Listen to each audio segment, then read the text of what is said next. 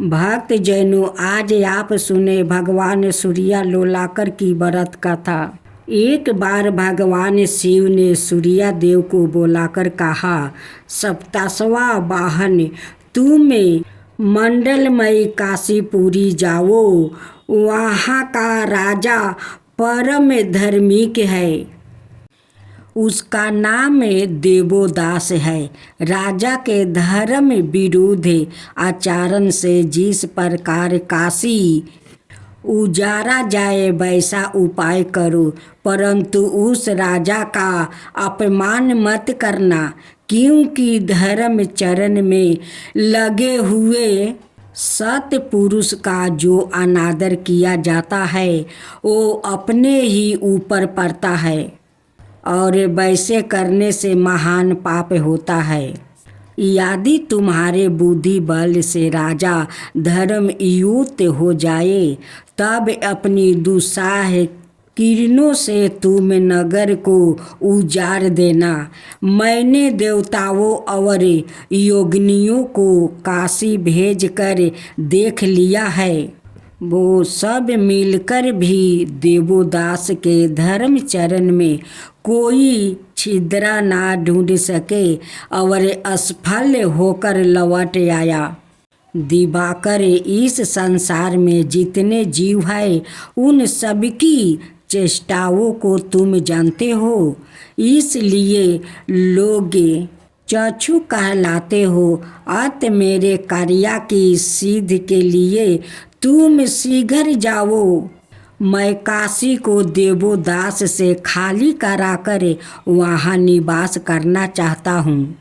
भगवान शिव की आज्ञा सिरधारो करके सूर्या देव काशी गए। वहाँ बाहर भीतर विचारते हुए उन्होंने राजा में थोड़ा सा भी धर्म का व्यतिक्रम नहीं देखा। वो अनेक रूप धारण करके काशी में रहे। कभी कभी उन्होंने नाना प्रकार के दृष्टांतों और कथन को अनेक प्रकार के व्रत का उद्देश्य करके काशी के नर नारियों को बहकाने की चेष्टा की, किंतु वो किसी को भी धर्म मार्ग से डिगाने में सफल नहीं हुए। इस प्रकार काशी में विचारते हुए सूर्या ने कभी किसी भी मनुष्य के धर्म चरण में किसी प्रकार का परिमाद नहीं पाया।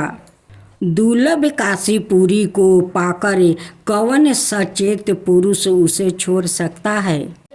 इस संसार में प्रत्येक जन्म में स्त्री पुत्रा धन मिल सकते हैं, केवल काशीपुरी नहीं मिल सकती।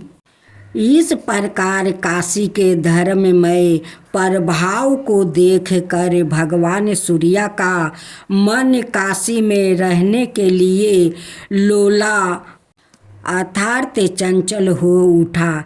इसलिए उनका काशी में लोलाकर नाम प्रसिद्ध हुआ। दक्षिण दिशा में असी संगम के समीप लोलाकर स्थित है। वो सादा काशी में रहकर काशी निवासियों के योग क्षेम का वाहन करते हैं। मार्गशीर्ष मास की षष्ठी या सप्तमी तिथि को रवि योग होने पर मनुष्य वहाँ की यात्रा और लोलाकर सूर्या का दर्शन करके समस्त पापों से मुक्त हो जाते हैं। जो मनुष्य रविवार को लोलाकर सूर्या का दर्शन करता है उसे कोई दुख नहीं होता है। अब सुने उत्तराकर सूर्या की महिमा। तीसरा पाठ। बलिष्ठ दैत्यों द्वारा देवता पर बार बार युद्ध में परास्त हो जाते थे। देवताओं ने दैत्यों को इस अत्याचार से साधा के लिए छुटकारा पाने के उद्देश्य से भगवान सूर्या की आराधना करने का निश्चय किया। उनकी आराधना से प्रसन्न होकर भगवान सूर्या प्रकट हुए। अपने सम्मुख उपस्थित भगवान सूर्या से प्रार्थना करते हुए देवताओं ने कहा, प्रभु, बलिष्ठ दैत्य कोई ना कोई बहाना बनाकर हम पर आक्रमण कर देते हैं और हमें परास्त कर हमारे सब अधिकार छीन लेते हैं। हम असुरों के इस भयानक अत्याचार से मुक्ति प्राप्ति करने के लिए आपकी चरण में आए हैं। आप इस कष्ट से मुक्त होने का हमें कोई उचित उपाय बताइए। भगवान सूर्य ने विचार कर अपने से उत्पन्न एक शिला उन्हें दिया और कहा कि तुम लोग इसे लेकर वाराणसी जाओ और विश्वकर्मा द्वार शस्त्र विधि से इस शिला की मेरी मूर्ति बनवाओ। मूर्ति बनाते समय इसे तराशर पर जो प्रस्तर खंड निकलेंगे वो तुम्हारे दृढ़ अस्त्र शस्त्र होंगे। उनसे तुम लोग दैत्यों पर विजय प्राप्ति करोगे। देवताओं ने वाराणसी जाकर भगवान सूर्य के निर्देश अनुसार विश्वकर्मा द्वारा सुंदर सूर्य मूर्ति का निर्माण करवाया। मूर्ति तराशते समय उसे जो पत्थर के टुकड़े निकले उनसे देवताओं के प्रभावशाली अस्त्र शस्त्र बने। फिर देवताओं और दैत्यों का भयानक संग्राम हुआ। भगवान सूर्य की कृपा से प्राप्ति अस्त्र शस्त्र की मार को ना सह सके और परास्त होकर इधर उधर भाग गया। मूर्ति गढ़ते समय जो गड्ढा बन गया था उसका नाम उत्तर मानस यह उत्तराकर खंड पड़ा।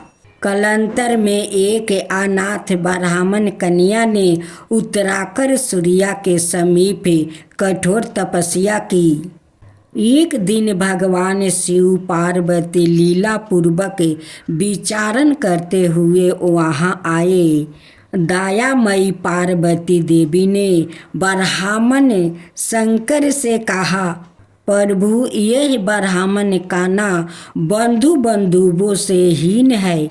आप वर देकर इसे अनुगृहीत करे। भगवान शिव ने उस कन्या से कहा, उत्तम व्रत का पालन करने वाली हे सुलक्षणो, मैं तुम पर प्रसन्न हूँ। तुम कोई वर मांगो। कन्या ने कहा, कृपा निधान, यदि आप मुझ पर प्रसन्न है तो मुझे अपनी भक्ति प्रदान कीजिए। भगवान शिव के प्रसाद से यह कन्या पार्वती जी के नीत सखी हो गई। उत्तराकर सूर्य का स्थान आलाईपुरा के समीप है। उत्तराकर का महत्म्य बड़ा ही अद्भुत और विलक्षण है। अब सुने सूर्य भगवान की चौथा अध्याय। द्वारिका में भगवान श्री कृष्ण के 1,80,000 पुत्र थे। उनमें शंबा अत्यंत गुणवान और रूपवान थे। एक बार देव ऋषि नारद भगवान श्री कृष्ण के दर्शनार्थ द्वारिकापुरी पधारे। उन्होंने देख कर सब यादव कुमारों ने प्रणाम करके उनका सम्मान किया, किंतु शंभा ने अपने सुंदर के गर्भ से उन्हें प्रणाम नहीं किया, अपितु उनकी वेशभूषा को देखकर हंस पड़े। शंभा का यह अभिनय देव ऋषि को अच्छा नहीं लगा। उन्होंने भगवान श्री कृष्ण से इसकी शिकायत की। दूसरी बार जब देव ऋषि नारद द्वारिका में आए तब भगवान श्री कृष्ण रानियों के मध्य में बैठे थे। नारद जी ने बाहर खड़े रहे शंभा से कहा, बस भगवान श्री कृष्ण को मेरे आगमन की सूचना दे दो।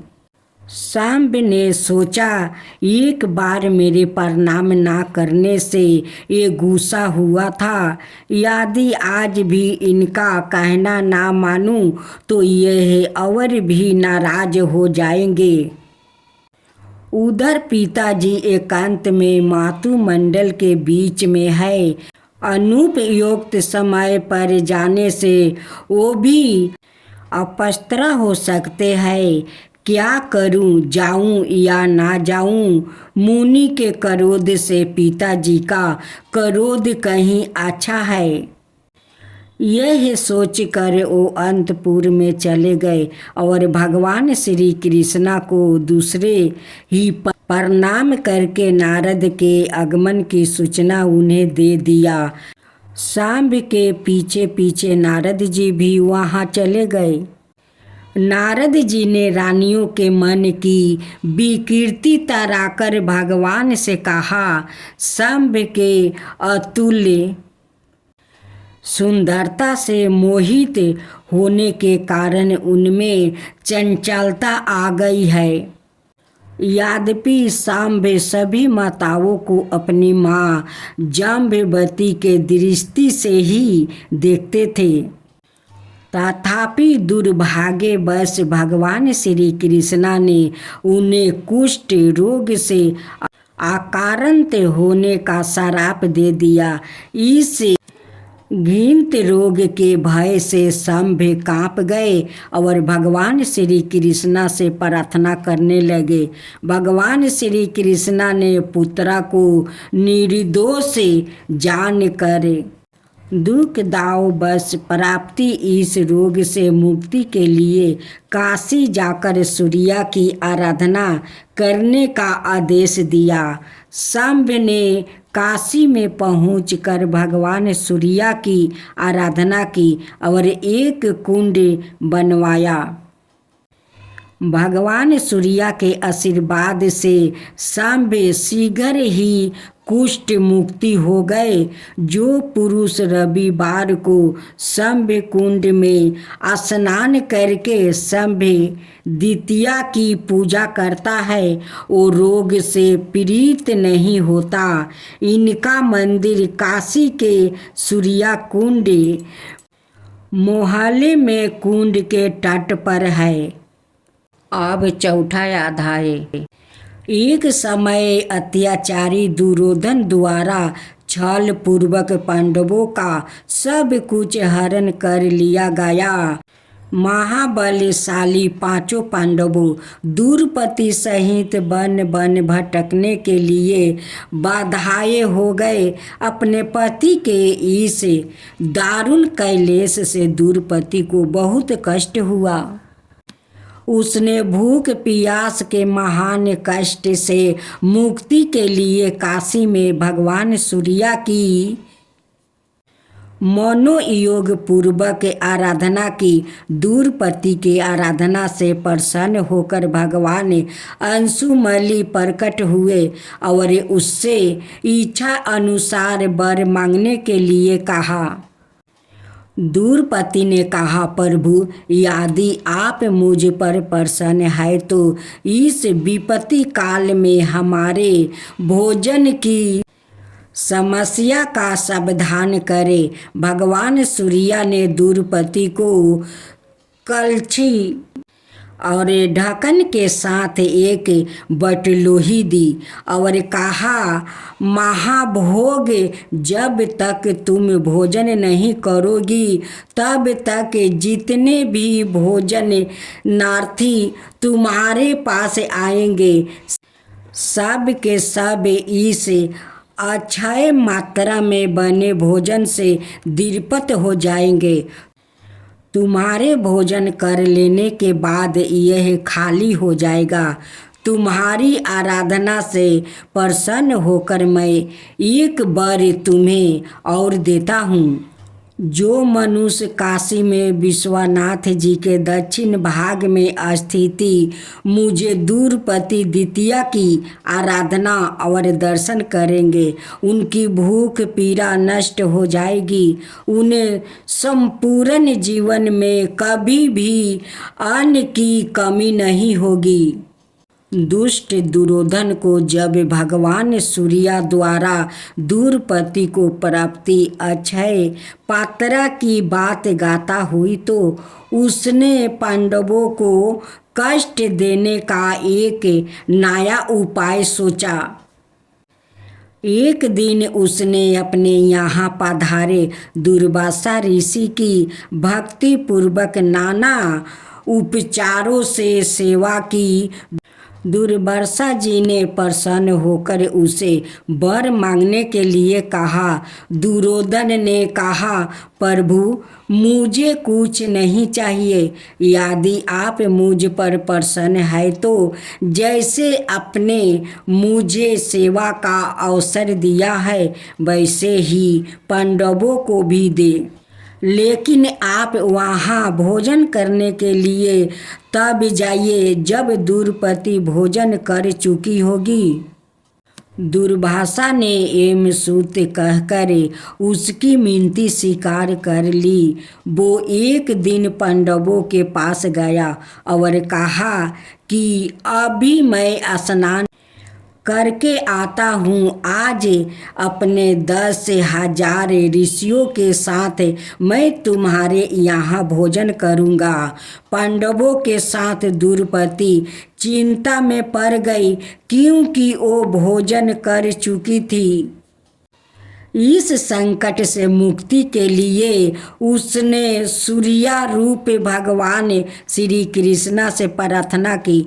भगवान श्री कृष्णा ने समय पर पहुँच कर और पात्रा में बाचा हुआ साग का एक पाता खाकर त्रिलोक को तृप्त कर दिया और दुर्वासा के कोप से पांडवों की रक्षा की। एक ब्राह्मणी थी, उनकी 2 बेटा और 2 बहू थी। ब्राह्मणी सूर्य भगवान के भक्त थी। वो रोज सूर्य भगवान को जल चढ़ाती थी। रविवार के दिन सूर्य भगवान को पकवान बनाकर वो भोग लगाया करती थी और एक समय भोजन करती। एक दिन दोनों बहू कहती है कि माँ जी, आप सूर्य भगवान के लिए अपना पेट काट कर सूर्य भगवान को पकवान बनाकर भोग लगा देती है। आप मिट्टी का कलश से सूर्य भगवान को जल देती है। आप सूर्य भगवान से क्यों नहीं एक सोने का लोटा मांग लेती है। ब्राह्मणी बहुत मन का सीधा साधा थी। उनकी मन में कोई छल कपट नहीं था। वो जाती है स्नान करने और सूर्य भगवान को अर्घ देती है तो सूर्य भगवान से क्या कहती है। कहती है कि सूर्य भगवान, मेरे दोनों बहू कहती है कि आप मिट्टी के कलश से सूर्य भगवान को जल देती हो तो क्यों नहीं सूर्य भगवान से एक सोना का लोटा मांग लेती हो। ब्राह्मणी अपना घर आती है या दोनों बहू से कहती है कि बहू, तुम लोग बोली थी सूर्य भगवान से सोना का लोटा मांगने के लिए, मैं मांग लिया है। तो बहू कहती है कि कहाँ सोना का लोटा है।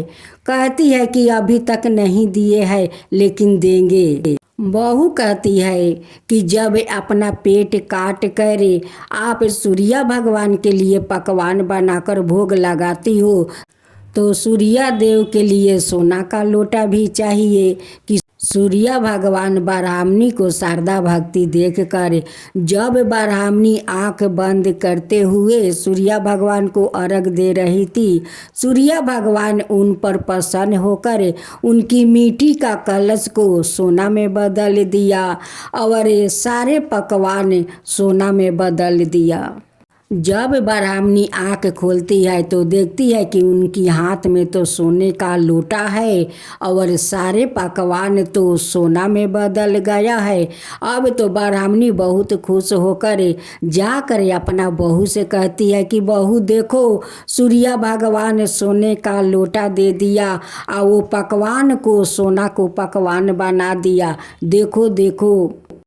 जब दूसरा दिन ब्राह्मणी तालाब में जाकर स्नान करती है, सूर्य भगवान को अर्घ देती है, उसी समय सूर्य भगवान उन्हें दर्शन देते हैं और कहते हैं कि ब्राह्मणी, अब तुम्हारा घर कभी दलिद्रता नहीं आएगा, अब तुम्हारा कभी तकलीफ नहीं होगा, अब तुम्हारा ये धन कभी ख़त्म नहीं होगा।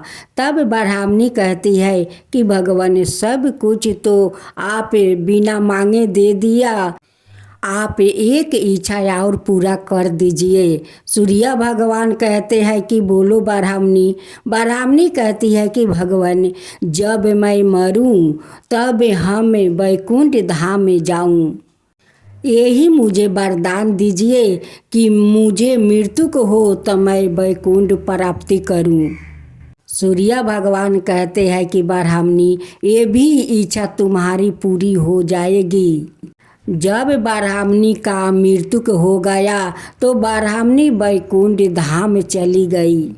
हे सूर्य भगवान, जैसे आप उस ब्राह्मणी पर कृपा किया वैसा ही सबका ऊपर कृपा करना। हे सूर्य भगवान, सबका ऊपर कृपा करना, जो आपका कथा कहे, जो सुने, जो हुंकार भरे, उन सबका ऊपर कृपा करना। हे सूर्य देव, सबका ऊपर कृपा करना। सूर्य देव की जय हो, सूर्य देव की जय हो।